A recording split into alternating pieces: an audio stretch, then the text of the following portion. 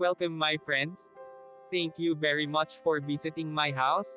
And sorry, the other parts of my videos, camera, are replicating, blur, or bright, because it's my time that I did it on purpose so that other people who pass by on the walking street in Balibago won't expose their faces too much.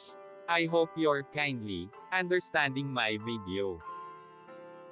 Now, sit and listen the history of the walking street, and I will also show you what is happened inside the walking street. If you have been here, please watching the beautiful sight at the walking street, Fields Avenue, Balibago, Angeles City. Fields Avenue is the name of a major street running through Balibago area of Angeles City in the Philippines. It is the center of the red light district and the bar scene of the biggest entertainment district of the Philippines. Fields Avenue in Balibago, Angeles City. The name derives from the common military practice of naming roads adjacent to airfields as Field Street or Field Avenue. Originally, the name referred to the Clark Air Base and was Clark Field Avenue. The name evolved to become Fields Avenue. History: Fields Avenue, Balibago, Angeles City, Pampanga, Philippines. Philippines was an American colony from 1898 to 1946. Bars on Fields Avenue. Catering to the single American defense personnel who worked in the adjacent Clark Air Base, first emerged in 1940. During 1940s and 50s, there were only 3 such bars just outside the main gate of the airbase. By early 1960s, the Fields Avenue developed as a street line with several bars. From November 1955 to April 1975, America fought Vietnam War. As the number of American troops in this war grew, more and more forces were deployed at Clark Air Base or routed through it. This led to a pro-life ration of bars, live bands, and prostitution, the latter mostly by young Filipino women, most of them either teenagers or 18 hanggang 55 years old. By the 1970s, there were more than 150 bars and prostitution joints along Fields Avenue.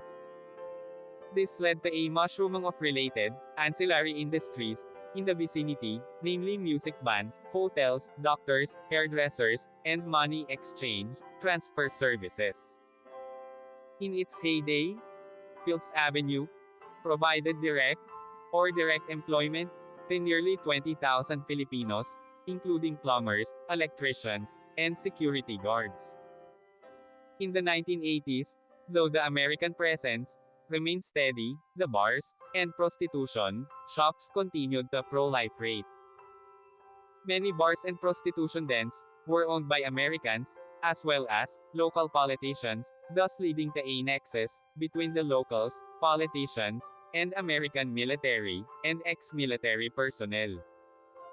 With the withdrawal of American Defense Forces from Clark in 1993, many of these establishments changed hands, but continued to do business.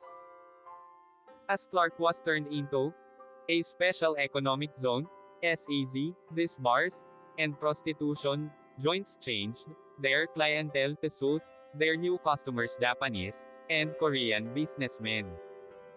Restaurants serving food from these countries began to appear, and signboards in these languages were put up.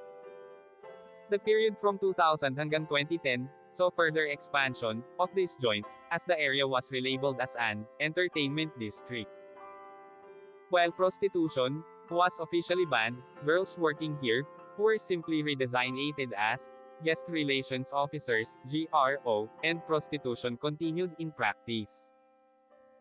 Since then, bars and prostitution joints have continued to proliferate and expand. The extent of these establishments has continued further on both sides of Fields Avenue, and many smaller streets of Fields Avenue also sport smaller such establishments. In 2010, a section of Fields Avenue, at the end where it meets the MacArthur Highway was named as Walking Street, mimicking Walking Street in Pattaya. This section was made pedestrians only, with road traffic banned from 6 p.m. to 6 a.m. People arriving by air either take a taxi, direct to hotel, or a jeepney, to Main Gate Jeepney Terminal, located between the North SM Mall, Fields Avenue to South, and Bayanihan Park to East. Those arriving from Manila by bus, ask the driver to drop them off at the corner of Fields Avenue and MacArthur Highway, or alight at Capas Angeles Transport Terminal, which is also walking distance from Fields Avenue and the MacArthur Highway. The presence of family-oriented activities on the other side of Fields Avenue, namely shopping malls, as well as activity centers in Clark Air Base, has led to a neat separation between the two. Fields Avenue tends to cater more to single foreigner men. And sometimes women too, with at least 5 bars, featuring gigolos and gays, while the rest of Clark caters to family-based entertainment. Fields Avenue remains among the safest streets in the region, with restaurants and hotels. Fields Avenue has the largest density of hotels in Philippines, catering to all budgets, from a large number of 2-star and 3-star hotels, right up to a select few luxurious 5-star hotels. Many of the bars and hotels in Fields Avenue have restaurants attached. Fields Avenue has among the largest variety of restaurants in Philippines, with cuisines ranging from European, continental, Japanese, Korean, Australian and a select few restaurants, serving Indian, Arabic, and Filipino food. Restaurants tend to have long opening hours, most of them open late and close late, up to 4 a.m., though a reasonably number of them open early, around 7 a.m. A few restaurants are open 24 hours. Most Filipino and international fast food chains including McDonald's, KFC, and Jollibee have at least one branch along or near Fields Avenue. 24 Hours Police Station is located in the center of Fields Avenue. Thank you so much. See you my next video.